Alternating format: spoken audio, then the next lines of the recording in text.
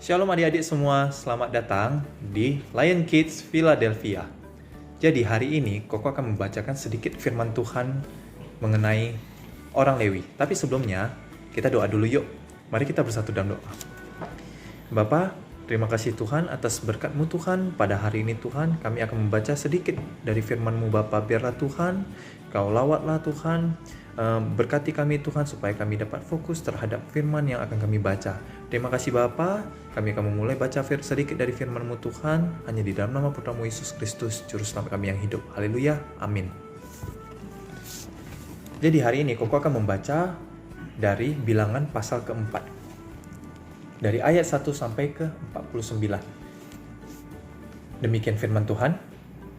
Tuhan berfirman kepada Musa dan Harun, hitunglah jumlah Bani Kehat sebagai suatu golongan tersendiri di antara Bani Lewi. Menurut kaum-kaum yang ada dalam puak mereka, hitunglah yang berumur 30 tahun ke atas sampai yang berumur 50 tahun. Semua orang yang kena wajib tugas supaya mereka melakukan pekerjaan di kemah pertemuan. Pasal keempat, pekerjaan jabatan orang Kehat di kemah pertemuan ialah mengurus barang-barang yang maha kudus. Kalau perkemahan akan berangkat, haruslah Harun dan anak-anaknya masuk ke dalam untuk menurunkan tabir penudung dan menudungkannya kepada tabut hukum. Di atas mereka harus meletakkan tutup dari kulit lumba-lumba, dan di atasnya lagi mereka harus membentangkan sehelai kain yang seluruhnya ungu tua. Kemudian mereka harus memasang kayu-kayu pengusung tabut itu. Pasal ketujuh. Lagi pula, di atas meja roti sajian, mereka harus membentangkan sehelai kain ungu tua. Dan di atasnya mereka harus meletakkan pinggan, cawan, piala, dan kendi korban curahan. Juga roti sajian harus tetap ada di atasnya. Di atas semuanya itu, mereka harus membentangkan sehelai kain kimiji, lalu menudungnya dengan tudung dari kulit lumba-lumba. Kemudian mereka harus memasang kayu-kayu pengusung meja itu.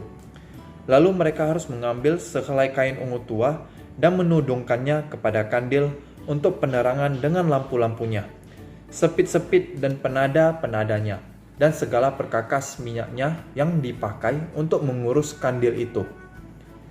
Dan mereka harus meletakkannya dengan segala perkakasnya ke atas tudung dari kulit lumba-lumba dan meletakkannya di atas usungan. Di atas mezbah dari emas itu, mereka harus membentangkan sehelai kain ungu tua dan menudunginya dengan tudung dari kulit lumba-lumba. Kemudian, mereka harus memasang kayu-kayu pengusung mezbah itu. Lalu mereka harus mengambil segala perkakas yang dipakai untuk menyelenggarakan kebaktian di tempat kudus, meletakkannya di atas sehelai kain ungu tua dan menudunginya dengan tudung dari kulit lumba-lumba. Kemudian meletakkannya di atas usungan. Pasal ke-13. Dan mereka harus membersihkan mezbah itu dari abu, lalu membentangkan sehelai kain ungu muda di atasnya. Sesudah itu meletakkan di atasnya segala perkakasnya yang dipakai untuk mengurusnya, yakni perbaraan, garpu, penyodok, bokor penyiraman, segala perkakas mezbah itu, dan di atasnya mereka harus membentangkan tutup dari kulit lumba-lumba. Kemudian, mereka harus memasang kayu-kayu pengusung mezbah itu. Pasal ke-15.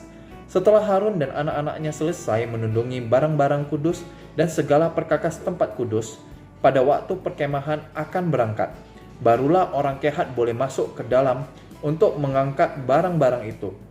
Tapi, janganlah mereka kena kepada barang-barang kudus itu. Nanti mereka mati. Jadi, itulah barang-barang di kemah pertemuan yang harus diangkat Bani Kehat. Tetapi Eleazar, anak Imam Harun, bertanggung jawab atas minyak untuk penerangan, ungkupan dari wangi-wangian, korban sajian yang tetap dan minyak urapan. Ia bertanggung jawab atas segenap kemah suci dan segala isinya, yakni barang-barang kudus dan perabotannya. Tuhan berfirman kepada Musa dan Harun, perhatikanlah supaya puak Kehat dan kaum-kaumnya jangan musnah binasa dari tengah-tengah orang Lewi. Inilah yang harus kamu lakukan bagi mereka, supaya mereka tinggal hidup dan jangan mati. Apabila mereka mendekat ke barang-barang maha kudus, Harun dan anak-anaknya haruslah masuk ke dalam dan menempatkan mereka masing-masing di tempat tugas dekat barang yang harus diangkat. Pasal yang ke-20, tetapi janganlah orang Kehat masuk ke dalam untuk melihat barang-barang kudus itu, walau sesaat pun, nanti mereka mati. Tuhan berfirman kepada Musa, hitunglah juga jumlah Bani Gerson menurut puak dan kaum-kaum mereka. Catatlah mereka yang berumur 30 tahun ke atas sampai yang berumur 50 tahun, yakni setiap orang yang wajib tugas supaya mereka melakukan pekerjaan jabatan di kemah pertemuan. Inilah tugas kaum-kaum Gerson dalam hal pekerjaan, jabatan, dan pengangkatan barang itu.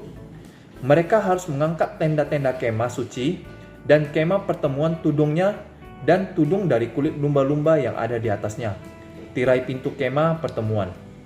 Pasal yang ke-26, layar-layar pelataran dan tirai pintu gerbang pelataran yang ada sekeliling kemah suci dan mezbah dengan talinya dan segala perkakas untuk pekerjaan jabatan mereka, dan mereka harus melakukan segala tugas yang perlu berkenan dengan semuanya itu. Seluruh pekerjaan jabatan Bani Gerson harus dilakukan sesuai dengan perintah Harun dan anak-anaknya, yakni segala tugas pengangkatan barang dan pekerjaan jabatan itu. Kamu harus membuat mereka berpenanggung jawab atas segala yang harus diangkat mereka. Itulah tugas kaum-kaum Bani Gerson di kemah pertemuan.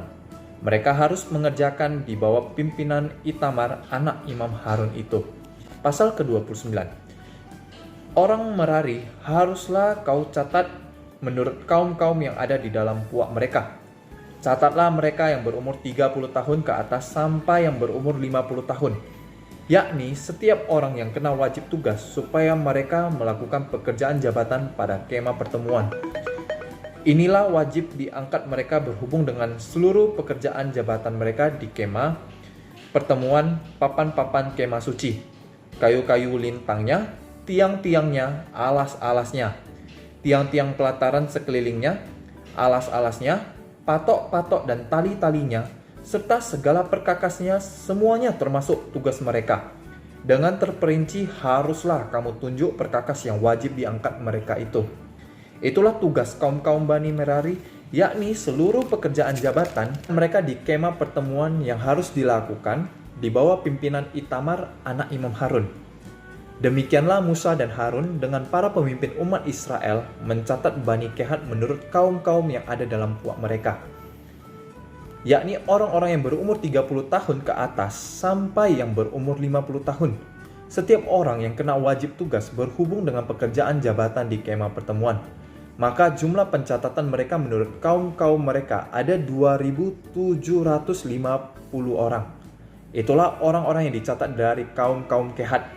Semua orang yang melakukan pekerjaan jabatan di kemah pertemuan, yakni mereka yang dicatat oleh Musa dan Harun sesuai dengan titah Tuhan dengan perantaraan Musa. Bani Gerson yang dicatat menurut kaum-kaum yang ada dalam puak mereka, yaitu orang-orang yang berumur 30 tahun ke atas sampai yang berumur 50 tahun. Setiap orang yang kena wajib tugas berhubung dengan pekerjaan jabatan di kemah pertemuan.